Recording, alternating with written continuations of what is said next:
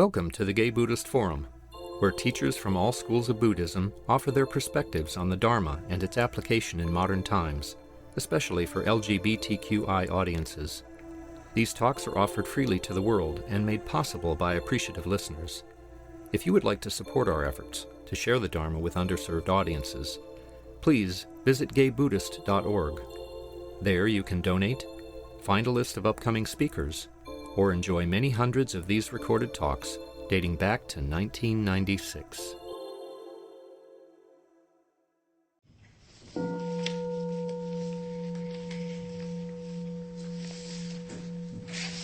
This point in our program, we go around the room and introduce ourselves to each other. Just by stating your first and or your last name. So welcome again, everyone, this morning. My name is David Willis. My name is Conrad. My name is Mark. I'm Bruce. My name is John. My name is Richard. I'm Marvin. I'm Clint. My name is John Vessel. I'm Tom Bruein. I'm Ed Payne. My name is Tom. Lee Robbins. My name is Michael. I'm David. Cass. I'm George. I'm Peter. I'm Kei Matsuda. Ori. I'm Bill. Roger. I'm Jim. I'm Ken. I'm Joe Good. My name is Harley. I'm Richard Azzolini. I'm Joe Gaspar. I'm Bruein. I'm Jerry Martin. Peter. Hey, Julia. My name is David. James. Thank you. This morning, we're honored to have Shahara Godfrey as a speaker, as our speaker. Shahara Godfrey has trained in the Theravada Buddhist tradition for over 20 years. Other influences have been spiritual teachers from various cultures and traditions, as well as the creative arts.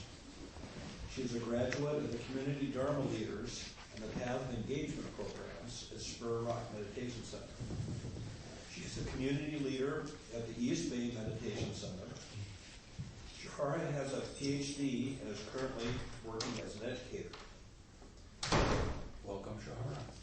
Thank you.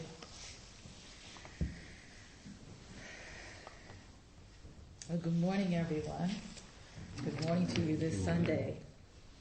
So I'm trying to decide which talk to give here. So I'm weighing which one is heavier on my mind than the other one. So I think I'll go with my favorite. It's because it's one of the most difficult, and it's wise speech. The Buddha said he came to teach, and teach one thing only. There is suffering, and there is an end to suffering.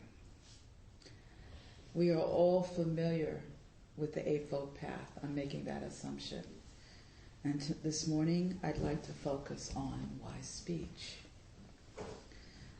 The Buddha was precise in his description of right speech. He defined it as abstinence from false speech, abstinence from malicious speech, abstinence from harsh speech, and abstinence from idle chatter. In the vernacular, that means not lying, not using speech in ways that create discord among people, not using swear words or a cynical, hostile, or raised tone of voice, and not engaging in gossip, which none of us do at all, have never done, and would never consider doing it. So reframed in the positive, these guidelines urge us to say only what is true, to speak in ways that promote harmony among people, to use a tone of voice that is pleasing, kind, and gentle, and to speak mindfully in order that our speech is useful and purposeful. Of course, that's what we do all the time. This is why it's not such a difficult task to have wise speech. Right. Buddha said, all that we are is the result of what we have thought. If a man or woman, and I'm using the phrase from him, so it's specifically gender specific. And he says, if a man speaks or acts with an evil thought, pain follows him. If a man speaks or acts with a pure thought, happiness follows him, like a shadow that never leaves him. So,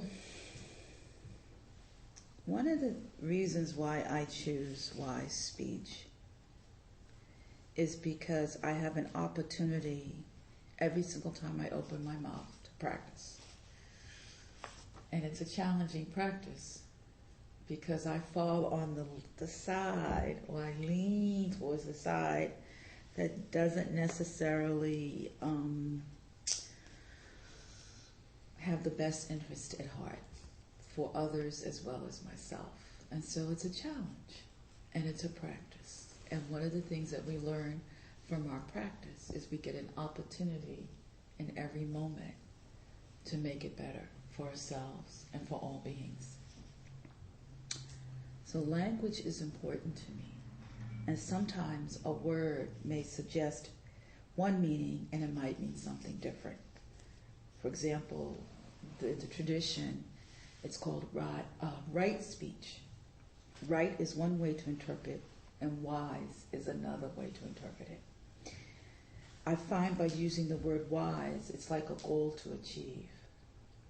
May I be wise in my speech. May we all be wise in our speech. May you be wise in your speech. Whereas right denotes there's a wrong way. Therefore, the duality and then the pressure around how to do it right and who determines what rights can bring its own, I would say, field of suffering that's unnecessary. However, if that's what's comfortable to you, use what works. May we all be wise in our speech. Wise speech is a mindfulness practice.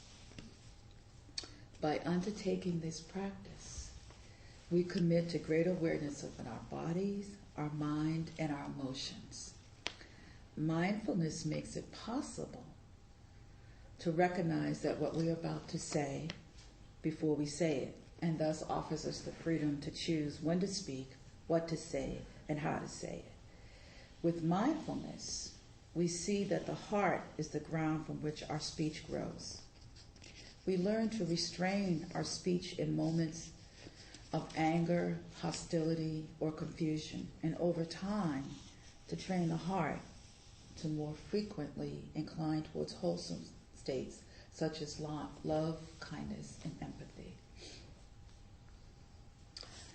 The way so far the conversation is going, I'm suggesting wise speech as this mindfulness practice that's outside of oneself. And this is the gift and the beauty and the challenge of wise speech. It's also an internal process. Before you even think about what you want to say, you get to practice, how do I want what I'm going to say to be effective? What am I thinking? What am I trying to convey? How do I want to convey it? What tone of voice do I want to use? Do I really care? Am I so upset it's just like, you hurt me? Bam, I'm getting you back. So all of that comes into it. And then if you're speaking to a young child, how do you want to convey something to a young child that may be different than to a teen who just pissed you off? And it's like, said something derogatory or disrespectful, so forget about wise speech. I'm going to let you know how I feel. Or you're dealing with an elderly person and they're hard of hearing, and then you got to yell, and you got to yell, and you got to yell. And it's like, how many times do I have to say this? Or maybe you're dealing with your partner, and it's a tense moment. And you may not want to be mindful and just say what you need to say and blurt it out.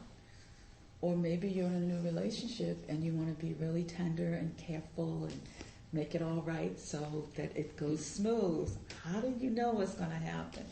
The only thing you are responsible for and accountable for is what you say. So before you have even opened your mouth, maybe you've exhaled. All this is going on, or perhaps it's not going on. And this is the beauty of this practice, is you get to practice it before you open your mouth, because you have already begun the process of speaking. And yet, you're laying the groundwork to say, I'm going to take this moment and maybe try to do it differently. Just taking the moment to bring the awareness to the attention of, I want to do this different, is a little window into freedom. Because you are saying, this matters. Not just for me, not to just me, but to this other person. And to hopefully to all beings. Because how you practice with yourself, how you engage with this other person, is the groundwork for you to continue to practice with others. So mindfulness is the foundation, and wise speech is the practice. The practice of wise speech requires that we tend to karma, or the law of cause and effect. We repeatedly observe that different kinds of speech create different kinds of results. Using speech in certain ways assures suffering, while speaking in other ways creates happiness. One of the things that I do as an educator is teach parents how to be better parents, or use more tools that they might not have had at their fingertips, or know that's available. And one of the things I talk to them about is tone in language, especially with little ones. They don't understand language, so they listen to tone.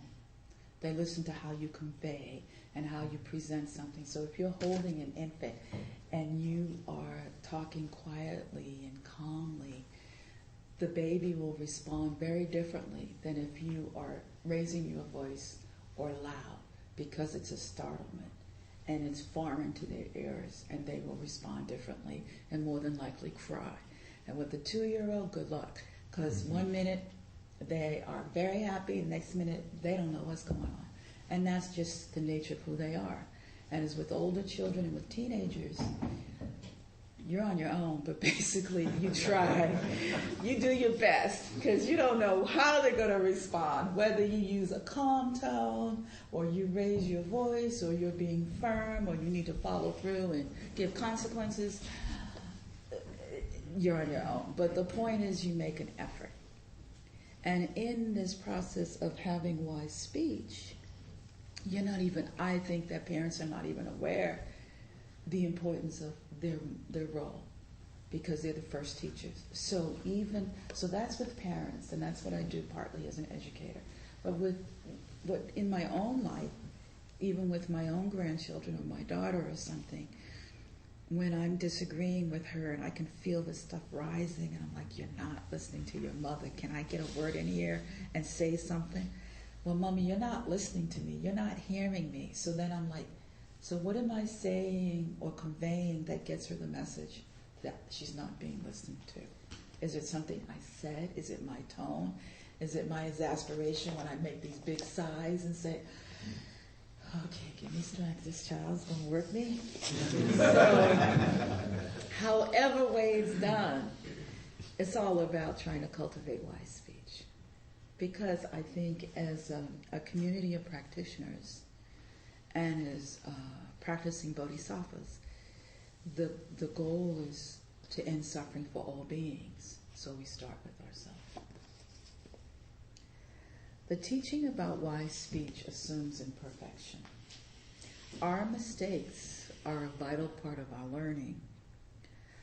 This is really important. We need to lie, exaggerate, embellish, use harsh and aggressive speech, engage in useless banter, and speak at inappropriate times in order to experience how using speech in these ways create tension in the body, agitation in the mind, and remorse in the heart. We also get to discover over and over again how unskillful speech degrades personal relationships and diminishes the possibility of peace in our world. So that's not the greatest calling card for why speech is so powerful as a practice. And yet, that's the gift that it brings. So sometimes our hardest lessons are our greatest gifts. And this opportunity that we are sitting with, where we make these mistakes, there are also lessons in learning wise speech. Because sometimes I found when I've made the most horrible mistake and I just wish the earth would open up and swallow me, or pray I can pull back what I just said, or can I disappear and not exist, I don't do it again. Because of what I've experienced, what I've caused harm in this person, their reaction or whatever, it gives me information. That doesn't necessarily always happen. However, I don't go around saying, I'm going to use harsh speech just so I can learn a lesson. It's the stuff that you stumble upon because we're human and we make mistakes. And it's the beauty of our practice. We get to practice over and over and over. And another piece that we bring into this practice about wise speech is compassion and having kindness for ourselves. It's like, oh, did I just do that again? One of the things that I do at my job, which it's my nemesis, is I have a tendency to interrupt people because I feel like I can't get out what I have to say, and it's real important. And also I'm over 50, so there's that thing about if I don't say it now, I'm not going to remember it. So I got to say it right away. So that doesn't help people because, you forget. If you don't write it down, oh, well, you forgot it. But what happens is other people don't understand. They don't appreciate it. So one of my practices is to say, excuse me. And I forget, so I'll run back in the middle of the conversation and say, oh, I forgot to say excuse me. And then they'll laugh and say, oh, this is just who you are. I said, but this is part of my practice. And it was so funny because the other day I was apologizing to a couple of my colleagues. We share an office, and I was saying, it's been a really hard time for me right now, and I've not exactly been Miss Nice, and I'm not trying to be Miss Nice. And I apologize if there's a way that I've been with you that's been insensitive. And they were like, no, you just forget to say excuse me sometime. And then I went out the room and came back, and they were about to talk, and then I remembered, oh, excuse me. And then they were like this, and I was like this. And so this is how you reinforce your practice, even with an adult. Positive reinforcement helps, like, oh, yeah, this is what I need to do. And that's just an example of how I try to practice wise speech. It's a challenge. It really is a challenge. Listening is also very important. Webster's dictionary defines listening as paying attention to sound and to hear with thoughtful attention. Yet effective listening means paying attention to more than just sound. And therefore, that requires we use more than just our ears. As we are increasingly able to bring mindfulness to ordinary human interactions, we find that listening means attending to our physical sensations, thoughts, and emotions, as well as to the voice, facial expressions, gestures, pauses, underlining meanings, and rich nuances that accompany the spoken word of others. Children seem to know this. They may not be the greatest at active listening, but they do pay attention to your body language. So if you're saying one thing and your action is something else, it's mixed messages and make it confused. So they may not follow your direction, or really as a teenager would not give you much respect because they see the inconsistency all the time. And God forbid it's your kids, because they're going to let you know. Well, you said this, and you doing that, and I'm grown, and we can go on and on and on, but we're going to stay focused. So this gift of listening, I would say, is a partner to wise speech, although it's not necessarily stated in the classic teachings as that.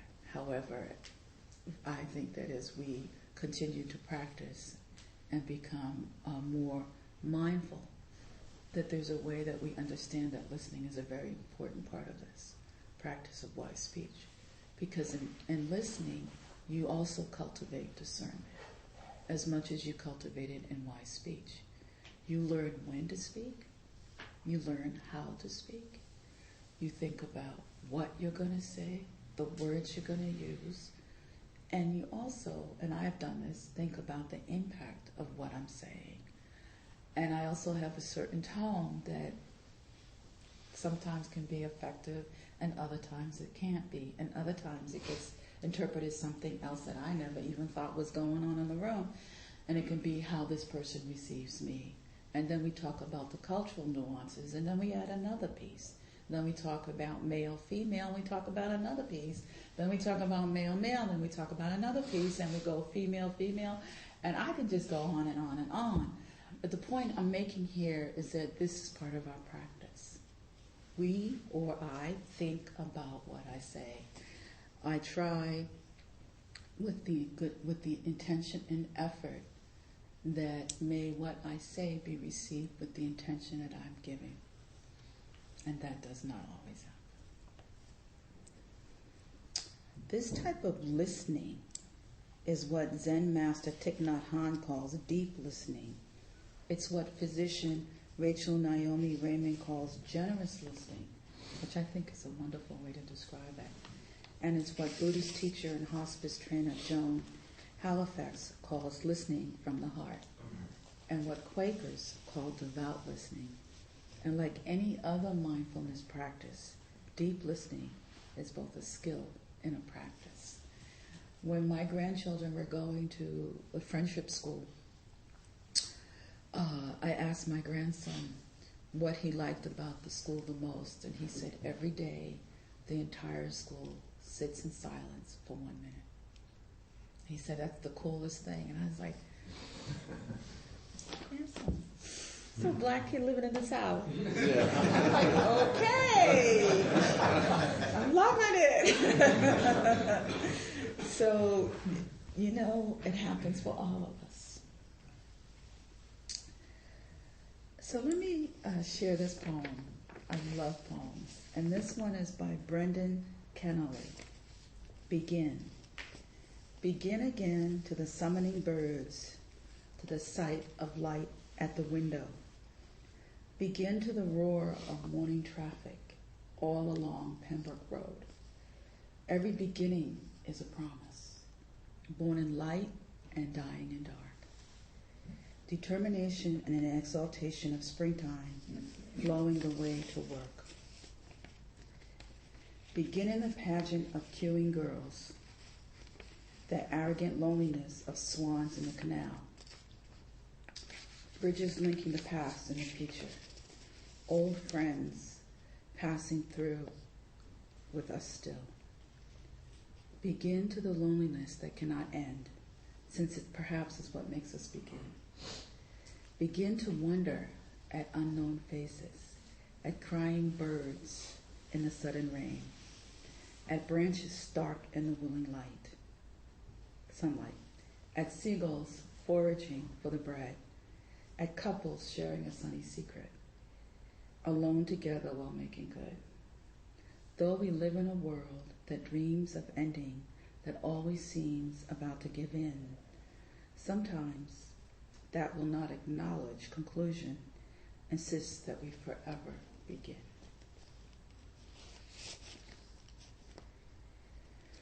As I said, wise speech and deep listening have to do with being truthful, gentle, helpful, kind-hearted, and timely, which is another word for discernment. Wise speech requires mindful attention to the power of the words that you use and the messages underneath them. And recognizing, as I said earlier, that our tone of voice, our facial expression, and our body language matter. So that if we drop any defenses that arise when we meet someone, It points out the discrepancy between the literal meaning of your words and the message you're sending with your eyes, whether your arms are crossed or you have a disrespectful tone. And one of the things that's a challenge sometimes is that I find myself and others get caught up in what happens if what we've said is not the way it's been. What happens in what we say, it's not the way it's received. So are we responsible for that? And that's a challenging question. Are we? And if I hold true to this is the best that I can do, then my responsibility ends there. I am not responsible for how you receive it, what I say, and I'm not responsible for how you react or respond to what I say. And I am still invested that hopefully my intention is received. Now this is where the attachment comes in, and this is where I can begin to suffer if I'm attached to your outcome of what I said. And this is where there's a fine line, because when we're dealing with our loved ones, or our parents, or our siblings, or our employees, or our boss, or whomever, where there's an investment, as much as we don't want to acknowledge an investment, we are attached to the outcome. So what are we doing? Setting us up to cause suffering for ourselves? Not necessarily. The awareness is to recognize where your responsibility ends, and yet understand I'm attached and I'm invested. And having some kindness with yourself around that. Because I am attached to how my daughter feels about me and how I convey things to her. I am attached to what I say to my grandchildren, and am I conveying what I want them to understand. I am attached to my colleagues, and do they get my intention? And that it comes from this place of trying to do the best.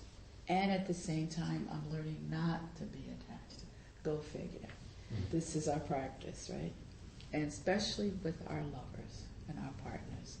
Honey, we are attached. Don't deny it. Don't act like it's not true, because it is. How do we walk in the world with this balance and having discernment? With our mindfulness practice, having compassion, understanding, deep listening, using discernment and wise speech. That's a lot to carry. And this is what's so wonderful about our practice. We get to do it all the time. We've got plenty of opportunities to try it again and again. So it's a challenge. And it's a worthy challenge. Lama Surya says, I think there's a lot of damage we do with our mouths and with our words, with lies and deceptions, but also with gossip, sniping, and slander. We are unconsciously doing all kinds of damage. So practicing wise speech is one of the steps on the traditional Eightfold Path taught by the Buddha. A suggestion maybe is to take one day where you really observe your speech, not just your verbal speech, but your inner dialogue, your expressions, and everything that comes out of you, including your gestures, your looks and glances, and see what you're creating and projecting the world and its results. And maybe not try a whole day, try an hour. Maybe try a half an hour. You know, like, be realistic about what you can do. And be kind to yourself and be gentle. Because this is it's a hard practice. I don't find it to be easy, and I also find it to be a very worthy practice. I notice when I give talks, I feel that my experience of wise speech is the most heightened, because I'm just so aware of the responsibility and what I'm saying and the impact and how it's being conveyed, and I wonder what you're thinking and all of that. So in some ways it's kind of easy in this setting because this is home. This is a practice. It's not so easy when you're upset with somebody and you still try to practice wise speech, and it's like, oh, it's all out the window. I don't care. I'm not trying. I need to say this, end of conversation. And it's not always effective, and surprisingly, sometimes it is. It's about the intention and the practice. Buddha said, the wise ones fashion speech with their thought, sifting it as grain is sifted through a sieve.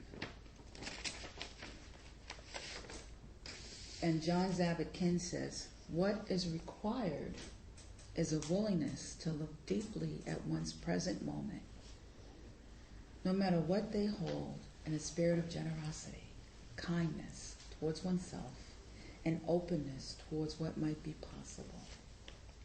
So I'm going to leave you with this, and I don't know if we have any time for any questions. David will let me know.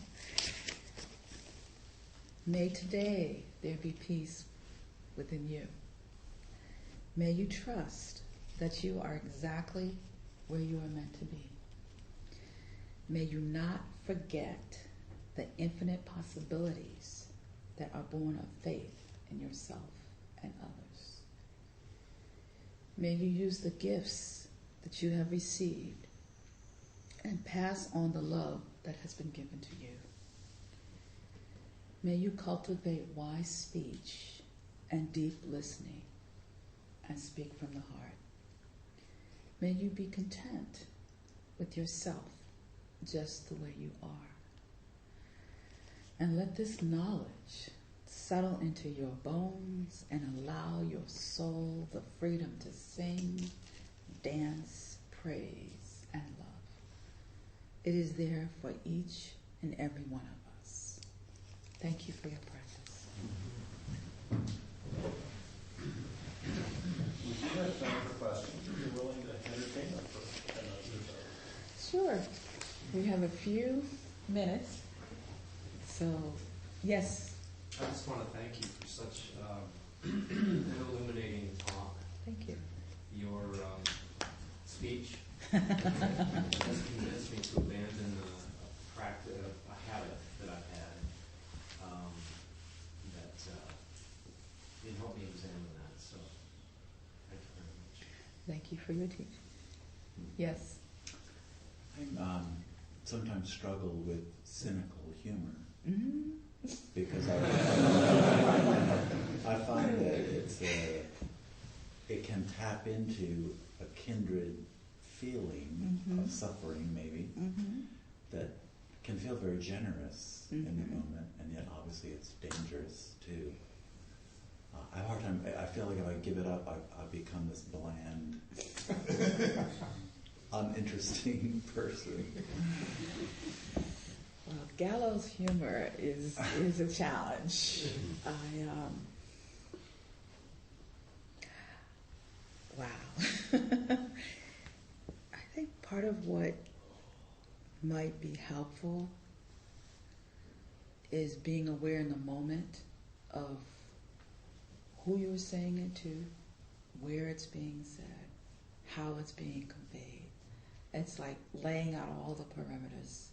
And then, is this something that I choose to engage in and accept the responsibility for the actions that might come as a result? It's a hard call, though, because I tell you, it's a great, release of pressure release. But it's so not correct. It is so not correct. So I'm working on that one too. Trust me. Thank you for your teaching. And what's that word? Opening another door, like another closet. Oh, but anyway, thank you. Yes, I'm sorry I didn't see these hands. You and you? Yes, sir. I just wanted to thank you also for acknowledging this 50 issue. I think you're forgetting what you want to say, especially if it involves interrupting someone. I just turned 50, and I feel like this was not that it just arrived, but it was kind of an unwanted birthday present. Oh yeah, there's a few more. We won't tell you. We'll let you find out for yourself. You got me thinking about how can I use the mindfulness to note what I want to say, so that when I get back into the conversation, I can pull that note and maybe remember a little better. I like how you put the note here and then come back and pull it out. Whatever works. I was just going to say, if you have any other... Oh, no, I was going to say others might have some suggestions. Well, happy birthday, and thank you for your sharing. Yes, sir. My question is, we take responsibility for wise speech for ourselves in our practice. Are we responsible, or should we be responsible for the wise speech of others? I mean, or maybe put differently, do we call someone on their speech if it's really incorrect speech? I think there's a couple different questions here. So the piece around the should, I'm not going to even try to go there. That's danger. The piece about am I responsible for this other person's speech? I wonder how you can be. And would that be an additional or another form of suffering for oneself? Because you're worried about what they said, how they said it, and all of that. And at some point, someone has to take responsibility for their own actions. And that's not you. Yet, the piece about calling someone on their speech and language is a different conversation. And that also involves wise speech. Is that something you need to do? Is that something that's going to be beneficial? Is that going to be helpful? If you're in a teaching modality and there are some things that are exchanged, it may be a teaching moment, and you may put it in that context. And then you may choose your battles and say, nope, not this one. Or you may say, oh, I got to say something because this has got to stop. So all those factors come into play. And again, the tone, the language, the body stance, my expression, my eyes, my movement, all of that, before you even begin to respond. And then it's like, okay, if I got to think about all of that, do I really want to say something to this person? And then you don't even be thinking about it because you may just go ahead. In my experience of communicating, I am responsible for what I say. And the rest, I just pray that my intention around what I've said has that impact of what I was hoping. And then we have dialogue. That's what dialogue is. And dialogue can be difficult at times.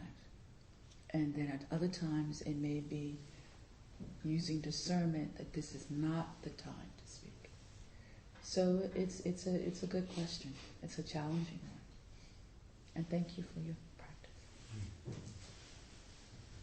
Last one. Thank you again for the topic. You're so welcome. Can you think of public figures that may be role models for right speech? I think the Dalai Lama, I heard him speak, and I know someone asked him a question, and I was really struck by the time he took. He was thinking about what he was going to say. Are there any other role models you can think of that... I mean, I think of the ones that are larger than life, like Thich Nhat Hanh, and I think about Dr. King, and I even think about Malcolm X, because even though he was considered somewhat of a radical, when he came back from his Hajj and had his spiritual conversion, he too became even more thoughtful about what he said before he said it, and knew the impact, just because he was a controversial figure, would have different ramifications to different people. I think about President Obama, who has such a hard task, and I can only imagine that sometimes what he would like to say and what he's not allowed to say. Because I'll be, honey, I'm done with all y'all. I'm done with being a president because I need to say this, and I might lose half my constituents, but I'm done. But, you know, He's got his contingent to say, I don't think that's the best time or wisest thing to say. So I respect that he, at times, probably has to bite his tongue a lot more than I know I would.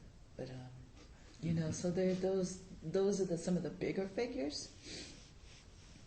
And then I think of some of the teachers I have, and I watch how they answer people and how they listen and stuff. And different people have different strengths in different areas on how they do that.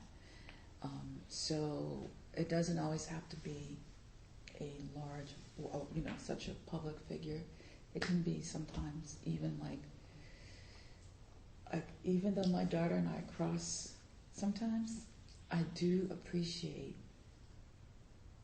the care she takes in her response. She's a special ed teacher, and she works with developmentally disabled children. And what she does with them is amazing. And I'm like, why can't you be that way with me? I'm a mother, so I don't get that. But I do appreciate the skills that she brings. So thank you. Thank you very much. And I want to say thank you all for having me and inviting me. And I hope so much that I can come again in the future. And thank you all for your practice. Thank you, Shahara. We'll come back to you for Dedication. Yes. But before we do that, do we have any announcements from the Sangha? I'm Cass. I'm your host today. So please stay and enjoy the fellowship of the Sangha. There are some treats and some hot water for tea. If you have some hot tea, please rinse out your cup with hot coffee water. I'll be going around with the Dharma bowl so that you will have the opportunity to contribute to the Sangha's meeting its obligations. Anything you choose is more than welcome. $5 to $8 suggested range. But again, up to you. Some people get together after the social hour to go for lunch. They gather around 12:30 at the front door. There's a mailing list sign-up sheet over by the Dharma bowl on the counter if you'd like to join the mail list. And if I could just say one more thing that people may be aware of it. I just became aware of it this week. It's called the It Gets Better Project by Dan Savage. It's an amazing group of videos. I'd love.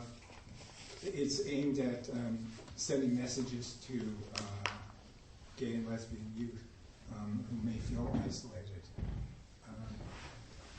as they're discovering their sexual awakening. So it is an amazing thing. I think it would be wonderful if this organization could contribute to it in some way. I know we all have things of value that could be said to gay youth. So just throw that out. I'm not volunteering to organize it, but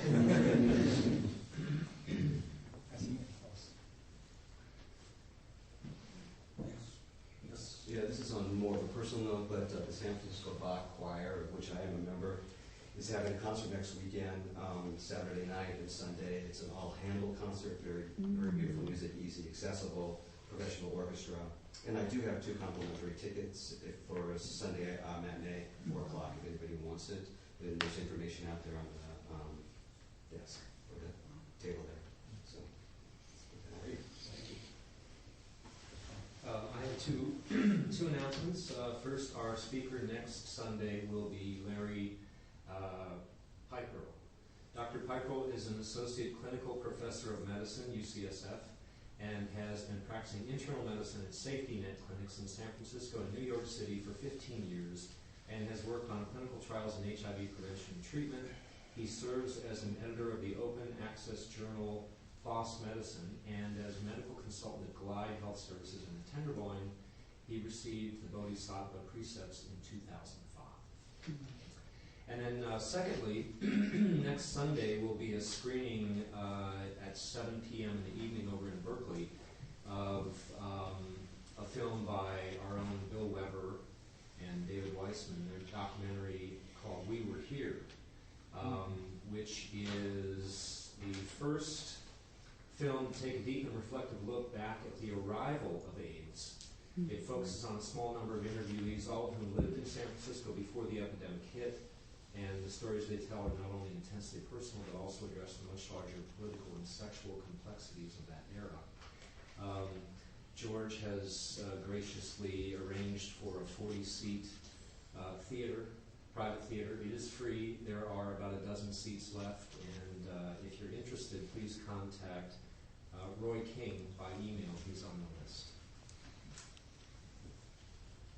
When is that? 7 p.m. next Sunday. Yes. I would just like to add on to that. I'm very appreciative of George giving us the theater and the opportunity. It's a beautiful screening room. And in screenings we've had of the film in the past, we had a screening at the Castro that was quite emotional. And we've adjusted it a little bit since then. So this will be actually our first screening of what we hope is the final layout of the film.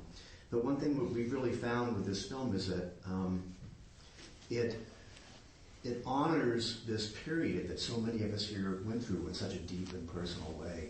And so it's not something that we find that people are a little bit afraid to go back there and to reopen that time, those emotions, those holdings that we have from what we went through. But we found from screenings that it actually provides an opportunity to honor that and to maybe even release some of that. And so I encourage people to come. And we really, when it was brought up as we as doing this, it was really an opportunity I saw as to have a GDF gathering outside of another one outside of this regular Sunday morning, and an opportunity to again share in what we all did experience around that time as a community. So thank you. Thank you. Yes, I'm Kei Matsuda, and I'm the host coordinator for GBF, and we have a team of 9 wonderful men who take care of social hour each Sunday, and we currently have a couple of vacancies on the team, and we would love to have you get on board and work with us. So it's a great practice, generosity and what else, but we also need those positions to be filled as soon as possible. So if you are interested, please let me know. Thank you. Thank you, Kay. Any other announcements? I have one. Today we have 2 different things happening after our sitting this morning. One is, as usual, we'll gather in the other room for our social half hour. Chance to get to know and talk to people in Dersonga, and also talk to our speaker one-on-one if you'd like to. And the other thing that's happening, we do every once in a while, is I'm going to stay right here in this room. If anyone would like to talk about their practice, either how they're meditating at home, or they're not meditating, if you're not meditating at home, you'd like to, or you have challenges, or you have something to share that's really working for you. If anybody would just like to talk about their meditation practice for a change, I am available for that in here. And if there's more than 2 person, a group discussion. So, given that, let's gather in a circle, and Shahara is going to lead us in dedicating merit. We stand? Yeah, stop. Like, what are you getting? What are you doing?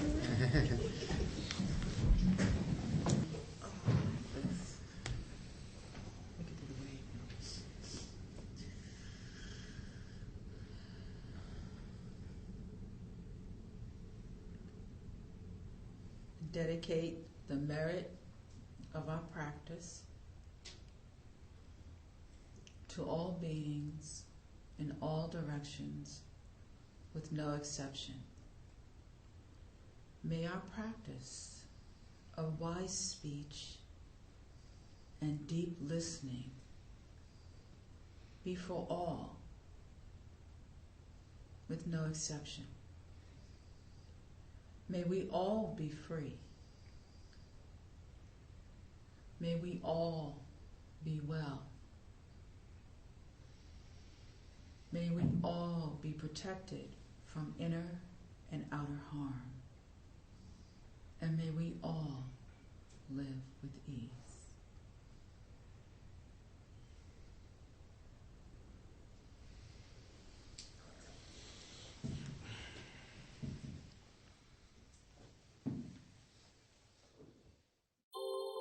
Thank you for listening to the Gay Buddhist Forum. If you would like to hear several new talks per month and be notified of upcoming speakers so you can participate live, please subscribe to this podcast, like us on Facebook, and join our mailing list by visiting gaybuddhist.org.